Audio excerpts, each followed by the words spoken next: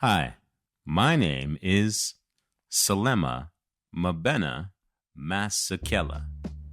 I'll say it for you one more time. Salema Mabena Masakela. And you are listening to the What Shapes Us podcast.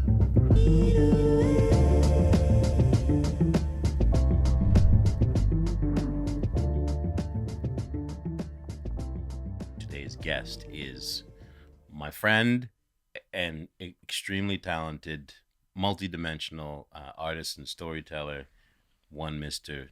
Chase Hall. This podcast is literally about the incidents and accidents that shape us into who we are. And when I think about your life going back to your childhood, you are literally a product of the log line of this show.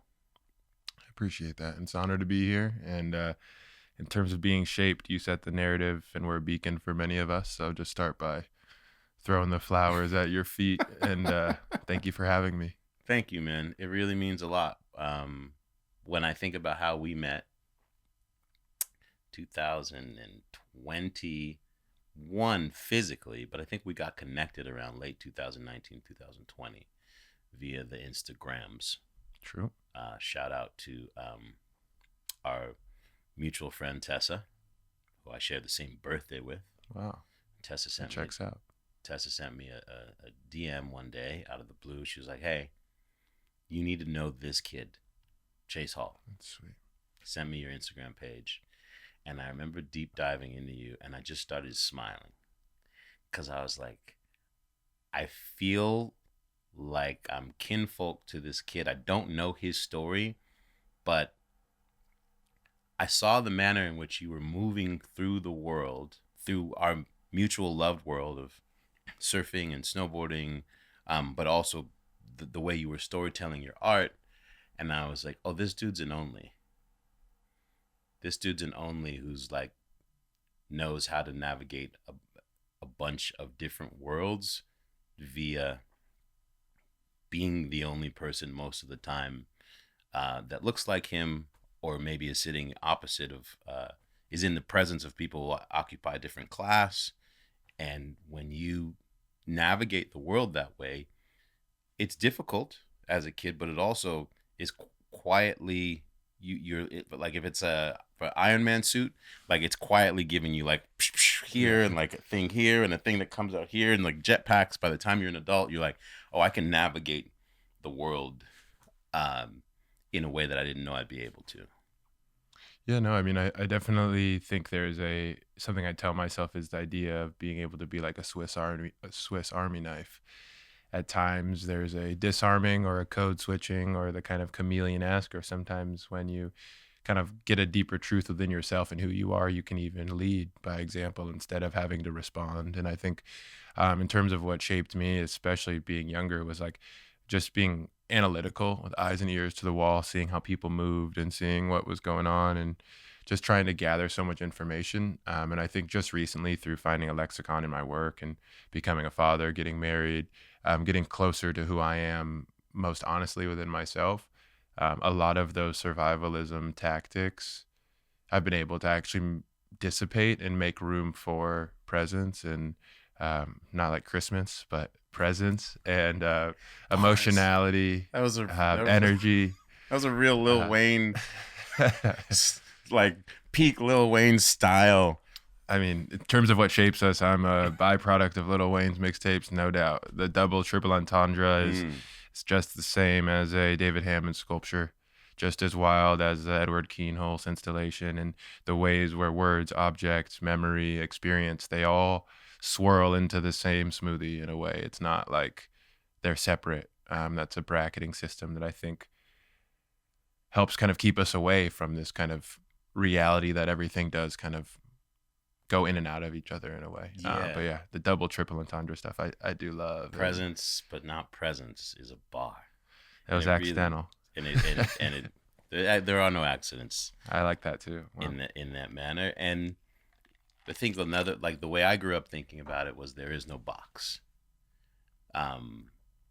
I didn't grow up with like that thing of having to like present myself against. It was Right. just like, all right, how do I navigate this? And I feel like you may have had a similar type journey. Totally. I mean, I was born in St. Paul, Minnesota. I moved throughout Minnesota, Chicago, Las Vegas, Colorado, Los Angeles, Dubai, back to Los Angeles, to New York. And I moved to New York when I was 20. I'm 31 now. So the first 20 years of my life, I moved about every year and a half. Went to about 8 schools. I grew up with a single mom. She looked like Ellen DeGeneres, just like white lady, short blonde hair, slick back with her big glasses. And then there was me, who was just this kind of only, as you said, it was being the whitewashed kid in Midwest, Chicago, St. Paul. My family's from North Omaha. So those areas were kind of a different class system than when, through my mom's kind of adventure of life, got us out to the West Coast, where I'm in Santa Monica, Malibu, as one of the only, once again, few people that weren't white. So this kind of shift, I think, allowed for a lot of different realities to happen at an earlier age. And then you're also understanding how to kind of navigate these different structures. So from different schools where, football and basketball and this kind of classic high school experience is what you kind of long for. And then going to Malibu High, the middle of 8th grade, was like, we don't talk about that stuff. Like, we surf, we skate. And like, here, you better learn quick. So there was this assimilation that was happening right leaving 8th grade. So it was a perfect time for me to really like understand how that shift was so omnipresent. I would get here and I'd be like, all right, like I gotta. It was identical. Zinc. I was like, what is zinc? What is the like junior lifeguards, Malibu Makos? Just like, I remember one of my first few weeks at schools, I'd made, my little friend group, and one of my buddies, I mean, he had his birthday at Tower 14 at Zuma. And at the time, he's like, yeah, we're going to Tower 14. And I was like, yeah, I'll see you there. Like, I'm invited. Like, we're going to go to Tower 14. And like, I spent that whole day, like, Tower 14, like, what could that be? Like, is that a venue? What's Tower 14? Like, I didn't go to the birthday party because I was the only kid. My mom wasn't like a beach girl. She was a hustler city girl. So me asking her what Tower 14 was like, you don't know. So that was a Friday. I get back to school Monday and like, where were you? You didn't come. I was like, yeah, like I had to do. Like, I was super busy. When in the meantime, I was like at home, like playing skate or World of Warcraft or Call of Duty, and like totally missed the party. But like those things where there's this colloquial understanding, I just spent the weekend with my little brother, who's from Minnesota. His first time in California was this trip. No way. So we went to Laker game. We went to the Rams. We surfed Broad Beach. We surfed Zuma. We went to Lily's in Malibu. We did all the things that I love to do, and I feel is the California, it's almost like the classic surf, skate, snow in one day, that kind of California potential. I really wanted to show him that. And just thinking about like, oh yeah, he hasn't put on a wetsuit.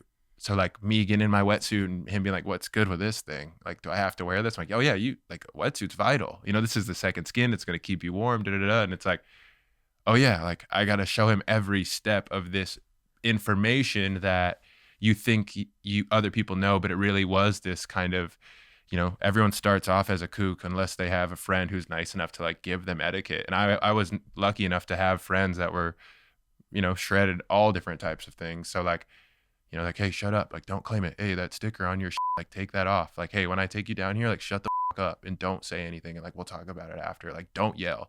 Don't be hyped. Like, act like you don't care. Like, keep your arms down. Keep your arms down. Like, what are you doing? Like, just like I'd be like, all right, don't talk. Like, keep my arms down. Like, critiquing of your style that's gonna indict like what crew you roll with. 100%. And it was like, it's like skate teams. You see these different divisions or factions of like what type of person you are. So you start getting into the nitty gritty and the subculture and the nuance, and you're like, okay, word, like the arms down guys with like the flannel and like no shoes and like the super big jeans, like they rip and they get barreled and they surf close out barreled westward Zuma maxed out. And then you have the like super tech like athleisure guy who's like, I'm going to Trestles, like, are you getting in? And like, we're like, no, we're not gonna drive 3 hours, like the beach is right here, dude, like let's surf. So there was always this like division or faction of like the vert skater, the street skater, the like loked out pool skaters. There was the like seeing that up close coming from middle America and being like, whoa, this is so much information, just like the class structures in other places. So it had a kind of similar feeling, just a different mask in a way. But I think thinking about shape in relationship to the shape of the board, surfing, these pivotal moments, you know, being the black kid in a beach town, it's like I've told you many times, just seeing you do it was like an example. It's like, damn, he's like Bucky Lassick and Tony Hawk are doing doubles on a 10-foot vert ramp, and like Sal with the dreads is commentating on this. Like, don't give up, dude, because you don't know what the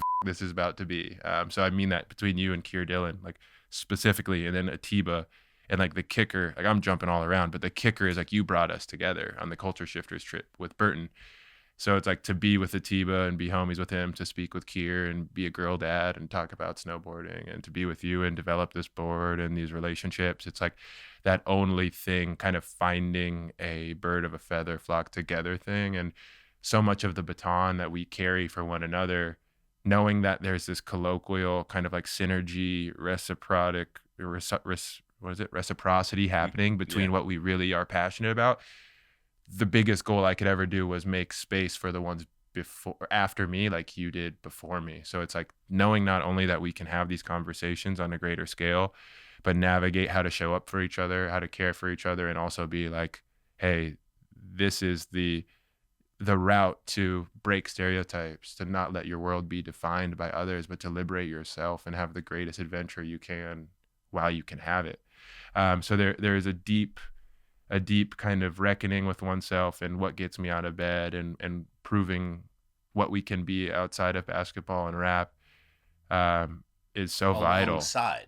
Yeah, it's not one or the other. Yeah. It's just like, and pulling people into that kind of nexus, no matter where, what they like to do, where they're from, is important. And the kind of badges it takes to find that clarity, let's find a way to get those badges to people at a younger age with less of the hardship. You shouldn't have to be on hit lists and N-words and Nazi kids and generational coastal communities to be like, well, that kid was nice to me through all that shit, so you're my homie. Yeah. You know, there is this kind of the fangs within the outcastness that take a certain type of callousness to move through, and just knowing that everyone that deals with those outcasts or those only positions, it's not for nothing. I think that's why, you know, sometimes it's difficult for people who don't understand what it's like to navigate that as the person who doesn't look like everyone else and has a different background. Why there's such this draw when we find each other. Because it's always, and you know, I remember our first conversation when I came to hang out with you for what was supposed to be like 45 minutes, and we spent 3 hours in the gallery together, looking through your work and getting into the depths of the parallel of our stories. And we laughed and half cried, right? Like, we'll probably do the same today. at the sameness, you know. I think about like suddenly being in these new atmospheres and worlds that you're constantly like navigating and reassessing, that take on new shapes with the more sort of knowledge and skill set that you attain, right? And now you're like, oh, this is infinite. I'm in this space that is infinite, and it's relating to nature, and it's relating to land, and like, it's now you realize it's a form of self-expression, and then you start running up against, what are you doing here? And you know, all the things that you mentioned, you know, whether it's the punk rock dudes who had a problem with you, or people who, you know, just didn't even think it was weird to say to you that they thought it was strange that you're here. 100%. Or that, does your hair get wet? Do you get sunburnt? You can swim. You can't surf. I think, you know, we've talked about it before.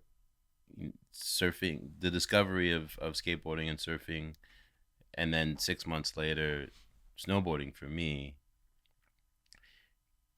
But that for me, that first moment of sort of life direction shift, spiritual choice being made for the first time, whatever universal God energy, like, hey, this is who you are. It happened for me the first time that I stood up in the whitewater for like 3 or 4 seconds. I fell, got underwater, popped up after getting rolled around, and I remember screaming out into the ether, but like from inside of my body. It was like the first like visceral recognition of like my actual existence. And when I think about it, even now to this day, I'm like, oh, that was when I first actually came into contact with identity that I chose. Prior to that, it was like, well, I got to please my dad over on this side. And then I got to please my mom and stepdad over on this side. And then moving into all these places. And with each new stop and new town, how can I get liked? How do I adapt, shapeshift, subconsciously code switch to fit in a way that like feels safe? And that first day that I rode away for 3 seconds, like canceled all that out like the special button in a video game. And it was just like a power up. And my life went like this. Like I found... Yeah. Sparkling. Radiating energy and all the things. It was suddenly I didn't know where, but it became a lens into possibility that it's remained for me for the last, 36 years. And I know that for you, I remember our first conversation, especially when you explained to me how like graphics on snowboards and skateboards, and specifically like, your relationship with how you and your brother shared things. Mm-hmm. And, I remember you telling me the story about sharing Burton stuff together, but how that was slowly sort of pointing you towards or helped you find your path towards art. Yeah, I mean, I think snowboarding coming out of the subculture of ski culture and this idea that it is resonant of surfing and snowboarding and this kind of like, ulterior possibility. My older brother, we have different dads, but same mom, and he's 10 years older than me. So anytime we'd see each other, he'd come to visit for a week or something, or he'd get in some trouble with my grandma, who was very Christian, church, Minnesota, like middle class, just strict. Justin was a DJ, a snowboarder, graffiti kid who was 15 playing records for like Atmosphere, Brother Ali, like Rhymesayers, like deep underground Minnesota rap, and then also like spinning house music of like Detroit, Chicago, Minneapolis soul, like incredible shit. So this dude's 15, he can draw, he can do graffiti, he's showing me rap, and he's showing me oldies. And it's like, and you're 5. Yeah, and I'm 5, 6 years old. And all of a sudden I'm like, wait, I want to know how to do all of this. So he would show me how to use the X-Acto knife and cut these stencils of Marvin Gaye, James Brown, Che Guevara, and we would go spray paint around where I lived in Las Vegas at the time, like in my neighborhood, and go, in the sewer drain or the, water drain and like spray paint one of his Marvin Gaye stencils. And I'd be like, okay, whoa, you're the coolest guy ever. And then we'd go, play Grand Theft Auto Vice City. And then he'd go show me how the records work. So like perfect older brother beyond belief. Like we'd have a 50, I'd get on my catcher mitts from my little league game, and he would pull me on a surf leash on the back of the 50 around our neighborhood. And I was like, well, I'm definitely not going to be a catcher because now my gear is ruined, but I love this shit. So it was like always having him set that standard of like, this is subgenre, this is subculture, this is what you do. Question authority. Every waterfall starts with a drop of water. Don't believe the government. Check everyone's interest. Question, like, I'm like, whoa, dude is really like laying down the law for me right now. So I just always like gravitated towards him. And he was writing at the time for, I really am sad that I'm forgetting the skate shop. It was out of Vegas. It was like Subskates, I believe was the shop. And Subskates was a shop in Vegas. Yep. Yeah. He rode for them. It was like Rainbow and Henderson or something. I remember it. And he also started riding for Solomon and 686 and was like pro-am and getting really interested in it, but he always wanted to ride for Burton. So one of his boys was riding, and he would get us a pro form back in the day. So we would have this sheet, and it would be like, we'd wait in that week in August for the site to refresh with all the new gear, all the new unink boards, and my brother would get like this sheet like the day of, and I'd be like, let me get anything. He'd be like, fuck no, like you wear my shit next year. I'd be like, that's fine with me. Like, what are you gonna get? You know, just like to see the paper and let him get all the things. And you know, he taught me how to skate, taught me how to snowboard, taught me how to stencil, and then he was getting flow, so all these stickers would show up, like early Air Blaster, when Grenade was taking over Bear Mountain, and a Danny Cass's show, and like Fuel TV, New Pollution. Like that's what I was saying when I walked in. It was like a New Pollution shit. I'm like, I wish I was about to go like throw down somewhere. But we would get these stickers, and he would show me how to layer them, the decals, and you know, get your credit card if there's any air bubbles, and like lightly open it and use the credit card, like all of that kind of creative design, compositional design, graphic design, these references of style, frankly, these kind of marketing efforts, but then they also show up as a kind of talesman of who you are and this kind of branding effort. And of course, he wasn't using any of that buzzy language at the time. He's like, these are the ones I fuck with. Like, what colors do you like? And it was like, oh, whoa, I could do like black on the bottom and then white and then red, like, and then put, you know, drill, surf, and skate on top of the Burton, and then the mammoth crown like to the side of my cartel bindings that are like purple. Like, this is the coolest shit ever. And I just remember that opportunity to be like, you know, it's like the cowboy and his horse. Like that's your steed. You're bored. Like we're going from point A to point B. It's like getting your first car, but you can't drive. You get your skateboard, like that's autonomy. You get your bike.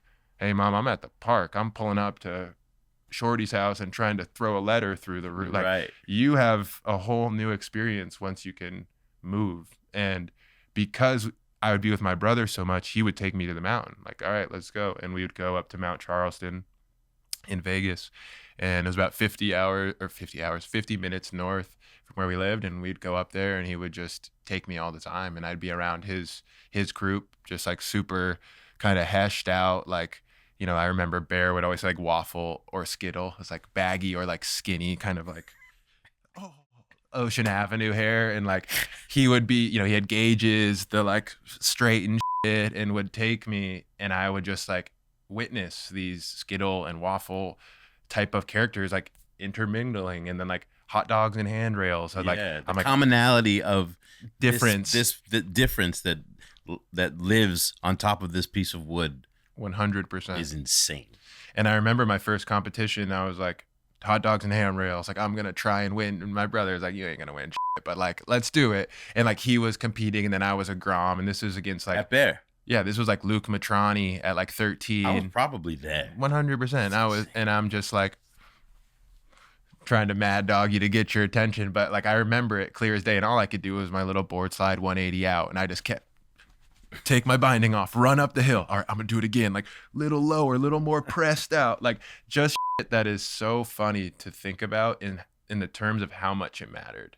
So you think back at Trans World, you think about Dub Magazine, you think about seeing culture in a tactile format and obsessing on it like it is something of a truth. I mean, it is a truth, but as it's your truth.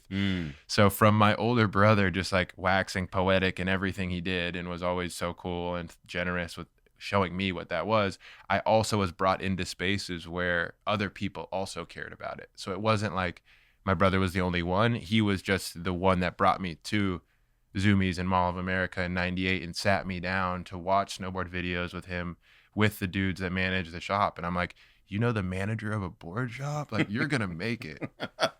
You're the coolest dude ever. Like we're sitting here and like run that VHS tape back of this video, you know, and it's like watching Lost 5x6 by whatever the title is. Yeah. Like 5-5. He showed me that, and it's like, oh yeah, we're running that back. Like there was just certain things that were like 5 by 19 and a half, I think was the Lost video. Yeah. Things like that really just stuck out, and be like, all right, the Volcom Stone shorts, he still rocks. He's been rocking since he's 18. He's 41. Like still running the same Volcom side black with the crazy print, like Shaun White Steves, like rip around the waistband. And, you know, it just is this personal Pandora's box of a subgenre that just taught me so much. And it's like, I think about the kids I got to find a commonality with through that. It wasn't getting good grades. It wasn't going to basketball practice. It wasn't like our parents knew like my mom had no friends really. Like I didn't hang out with other, like it was like surf, skate, snow, how we doing it? And like I started filming, I started making images because of that. It's like I grew up watching Keegan Gibbs and Logan Lara, Dylan Perillo, Andrew Jacobson, like OG underground extreme heads. Like Logan, you know, give him his flowers. Like no one was wearing Dickies and all that shit before Logan. And like a lot of my homies, you know, like really rocked that shit. There was like the New York skaters, and like Logan was in the Janko look like way back when. And now you go in Urban Outfitters or you go in these places and it's like fake paint splattered on the wide dick. It's like ruins a lot of it now, but it's like being so close to, you know, the Stars and Stripes surfer versus the you know, Rip Curl surfer versus the, you know, like Dane Reynolds. Like how many I've logged hours running those videos back, and it's like just because I wanted to hang out with my buddy Brian or Jack who loved Dane Reynolds, and I'd be like, yeah, like let's watch it, it, run it back. Like so there was just these things that were so pivotal, and then you find the artistic language and you realize all of that rebellion, all of that nuance, all of that experience that you're trying to make sense of. Like the kid with daddy issues whose dad didn't throw him the baseball. That's the skater. The kid who moved his whole life and had no siblings. That's the skater. The kid that found solace and community at the skate park because he showed up every day and then watched all these people come through and has a real like brotherhood, sisterhood space where like actual family, that's their thing. Yeah. So being an only child and seeing my brother from afar and kind of these touch points, it was even like getting closer to these spaces as a form of love, care, passion, community, family, all of those things, because I wasn't the AP student and I didn't have letters to colleges to play sports. So it was like following around the surf and skater friends that like, you know, sure, I showed them hip hop. They all love the Lakers now. They all like love art now, you know, so it's a trade-off. It was like, what do you bring to the picnic? What do you bring? Interesting. What else do you bring? What do you, and it just started to be this like transfer, you know, meeting of the minds of like, I was the Midwest kid with a different experience that could tell them other things. And it just was this braiding. It's like in and out triple helix thing that like, you know, the greatest artists I know, it's like some skate parks I've seen. Like the coolest style, it's like surfers, Chris Ward going 30 hours straight in the Ward stories. Like those stories are what make you realize like, oh, this art, like all of these things are connected. You don't go, I don't say like, hi, I'm a black artist, nice to meet you. Like I'm Chase, these are the things I like. Right. This is what I spend my time doing. And so many people get to operate outside of the bracket, and you realize like, you know, seeing Zion snowboard and then like rap and then dance and like skate before the bus gets there, and then we're like having a good time, and it's like, oh yeah, if you just want to call him only a skater, that's your loss. Right. And so much of us have this plethora of opportunity of just showing up the world, giving it your all, and like what comes of it. And it's like persistence, commitment, sending it, all these things are life lessons. You look at how a skater tries and tries again and gets up off the ground. Look at how there's a tenacity to stay core and be with your people. And like, you know, there's a arrested development of that too. You know, I know grown-ups that are still like, oh, I ain't doing shit today. Yeah. And it's like, all right, dog, you're 44 trying to get the flow spot. Like maybe now you go like give back to kids and teach them how to skate. Yeah. So there is a timeline for everything, but my timeline being close to the surf and skate kind of Malibu, Santa Monica thing was special. I think when I first, you know, the first paintings that I saw that you had these touches of like water or depictions of surfers or fishermen or, you know, equestrians or, you know, all these manners of representing, taking blackness or black experience in these places that are sort of where that we don't occupy often, and presenting like these regal presentations, but that also story tell all the different layers of the journey and the challenge of what it might be to stand in that space. They carry like you feel also like the ancestral stories of their journey, and it's a thing that I think I'm just blown away by everything that you just described, right, about your childhood and the intersection of this very unique culture that captivated both of us and changed our lives, has extended into your hand, literally, to become a commentator, a storyteller, but also you I don't know if it was intentional, but you carry the brush, as a commentator, as a spokesperson of today, of yesterday, and the future, and it's wrapped up in all of this experience. I appreciate that. That's nice of you to say. Yeah, there's something to me, reminds me of my grandpa, black veteran, super serious guy. And my dad tells a story of like when he was younger, he'd be like, let's go do this. Let's go do, like, let's play a game. Let's play cards. He looks at him and goes, I don't play games.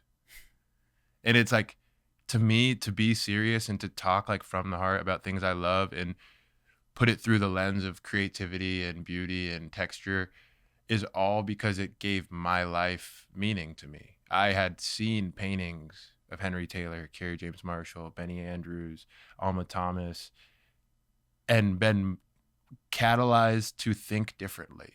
It's like hearing music for the first time, watching Forrest Gump for the first time, hearing Dizzy Gillespie, hearing Tribe Called Quest. You don't walk out of that the same person if it affects you. Some people have that with other artists. Those were my North Stars, if you will. So as I got closer to what I liked about these people is that there was an attempt to shift social attention. This idea that like the material, the clout, the power, the access, that's a byproduct of doing what your why is. And I believe that. So it's like, if you get out of bed in the morning to fight your fight, do it with everything you got. Because this is a experience that I think is incredibly personal, yet it has room for everyone to be personal, to care as much as the next. And, you're the main character of your story. So to me, there's this necessity to know what painting has done for me, to know what art has done for me, to know what critical thinking has done for me, to understand what surfing and snowboarding is. So for me, these ways to see and believe, like the paintings are nothing more than a friend I wish I had.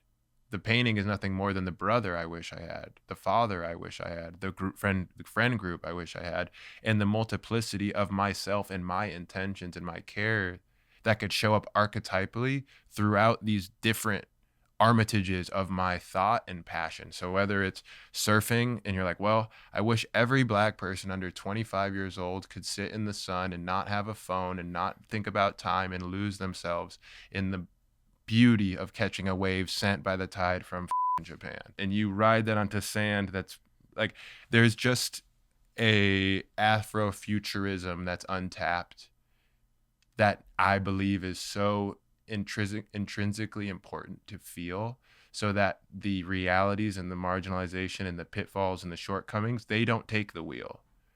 Those are things you drive and navigate around like a pothole or a cone, but they can't be driving your car and you sit passenger. They are not they are neither the engine nor the chassis. Not at all. If anything, something to see how beautiful the view is without them. And I think this self-liberation in these spaces throughout history, clarity and leisure and humanity has operated around water. And there is a historic kind of reckoning with like the clarity that can come from going in the water and coming out. And like metaphorically, like when we get out of our own way and we take up space somewhere else, we try new things, we just expand and we only grow. It doesn't take away how XYZ you think you are. That's still there. Yeah. Like I live in upstate New York in the woods, and I feel like a beach dude from Malibu watching the waves, and there are no waves around me, but that's something that I carry with me there. And then I come back to Malibu and I'm carrying the woodsy guy that's not afraid of the spider anymore, or hey, there's a snake, like shoo off, buddy. Whereas before I'd be like, whoa, who's gonna, hey, I gotta go. Like there's just certain, life only gets more expansive, and the idea that like it may accordion at times, but it opens back up through those experiences. And rather than cutting off these experiences, it's like my father can't swim, my mom's boyfriend for 15 years couldn't swim, so like water safety is one of the biggest killers of premature Black Death in the world. So now I have a daughter. It's like, well, when are we doing swim lessons? And when is she going to be surfing and skimboarding? And when can we get her out? And it's like, those are these generational curses or stigmas that we have the opportunity to change. So swims, you know, hoods to woods is a perfect example. My boy Giovanni out here that does a lot of work with kids from South Central, getting them to the beach. I'm working right now with a group at Bay Street Beach that I want to talk to you about, of like getting people out into the water through the privileges of having people's time and attention. So it's like, how can we actually realize how much it's done for us and just keep paying it forward, keep expanding the landscape, keep creating, make the mountains more colorful, as Zeb said. Yes. I'll never forget that line as a really kind of poignant way to understand what it does and how it makes space, and how that space only creates a deeper discourse. I think we're at a standstill with so much, and we see all of these empires collapsing all around us in whatever faction. And the greatest thing we can do is be bridges, sit in that moment and talk and work through these things and voice your stuff instead of building the rage and resenting it. And the mountains more colorful thing is a really nice way to kind of see it. I'm going to finish up with this shared piece that really like brings us together. This board that we got to collaborate on, the Alakazam. You know, I think for both of us, it was a homecoming. It was a homecoming, right? Like when Burton came to me and said, "Hey, we want to do a board with you. We want to design a snowboard with you. Do you want to do a signature model?" I said, "Are y'all bored? Are you another play on the words? Are you all bored that you want me to have my own board?" And when you and I first met, when I said goodbye to you in the studio in 2021, I said, I don't know how, because a lot of our conversation was about snowboarding and what it had done for us. Like, I don't know how, but somehow, some way, we're going to collaborate on a thing. I just got to Burton. I just got in here, but like, I don't know how, Chase, but we're going to make something happen. And as soon as when I got that call, I just was like, I literally was standing next to you in front of your paintings. And I said, okay, I'm definitely want to design and work on this, but the one thing that is for certain and for sure is that the artwork has to be Chase Hall. I appreciate that. Yeah, that hit up was, a lot of people talk about looking out for their younger self. There's not a single thing in my world other than getting closer to my brothers and my father and my mom that meant as much as the idea of that 11-year-old kid obsessing on the pro sheet, obsessing on the website to make a board. It's like, and let alone with you and let alone with my artwork. And then also in relationship to the graphic of a black cowboy, red, white, and blue, the white cotton, the red bandana, the blue denim, the black, it's black and white in relationship to black and white film photography, which has a deep relationship to me. And it's also the kind of in-between isms that I think about from black and white in reference in the board. And I just pictured like when you are, seeing someone do a cab 7 on the chairlift and you see the graphics spinning around, it's like, imagine if that was your board and imagine seeing people ride it. So for me, this is like it's a dream, and that's a cliche, but it's actually doesn't feel real. So this has been, for the day one, friends are like, yeah, that museum and that opening and da da da da da. But like you did the Burton board, like for the ones that really do know me, it is a total dream. I had cutouts of snowboard magazines on my wall. I had unink stickers that I have in files till this day. There's endless relationships from the many photos I showed you at many different seasons of me and Bert and trying to figure it out. So being able to actually ride it this year was a trip, and see it hanging from my boot and binding on the chairlift, just dangling, and like a kind of surreal experience of just like, this is how that kid would have known you tried your best to make space for him. And it's completely in relationship to laying on my bed, watching X Games, staying up late, and seeing you. So for me, it's like, as much as this is a ego boost of like my art on a board, it's like just staying true to that kid and the world magnetizing us closer and closer. And this being a receipt of that dialogue, it perplexes me, it breaks my brain, it stirs me up, and it's like there's endless things I could say in terms of what it means to have my name by yours, to be in relationship with Burton, to have one of my favorite paintings on the board. And like, I, there's a world where like I will put these on ice forever, and on down days just go, skimboard it on the snow upstate. Like there will be times where I sit and ponder and think about this, and there'll be a time where my daughter rides it. There'll be a time where my friends ride it. There's been times where I've been able to give them to friends and ride with them for 4-seat chairlift. Like we all have my board. It's like, and with a lot of work we have to do, like many more people riding the board. So no, this is a total dream. And Tessa, thank you for putting us together. World, thank you for bringing us together. There's even a relationship where Jazz and your pops, and not even knowing that connection until like we met. It's like, of course, there's layer after layer to go through and to dissect and to think deeply about. And we definitely can't do it all today, and if ever, but it is definitely this is a nice period for this conversation of many. But you gave me an immense gift in choosing to collaborate, and I feel like it's a representation of it perfectly encapsulates both of our stories that take place in like a weird parallel in different parts of the time spectrum.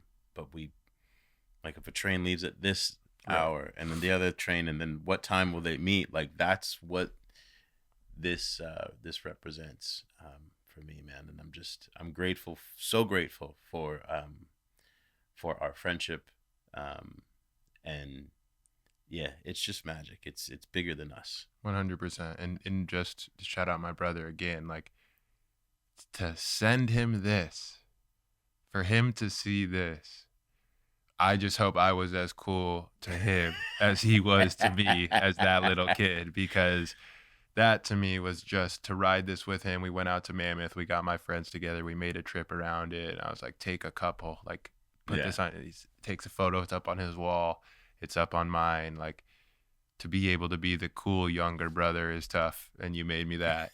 So thank you. It's too easy, man. And my pops would, if he was still here, he would just have been over the moon, man. And then once he discovered your story, he would have been like, I don't need you anymore, man, because I'm with Chase now. Like, this guy's doing the thing, man. Yeah, he would have really, really wholly loved you.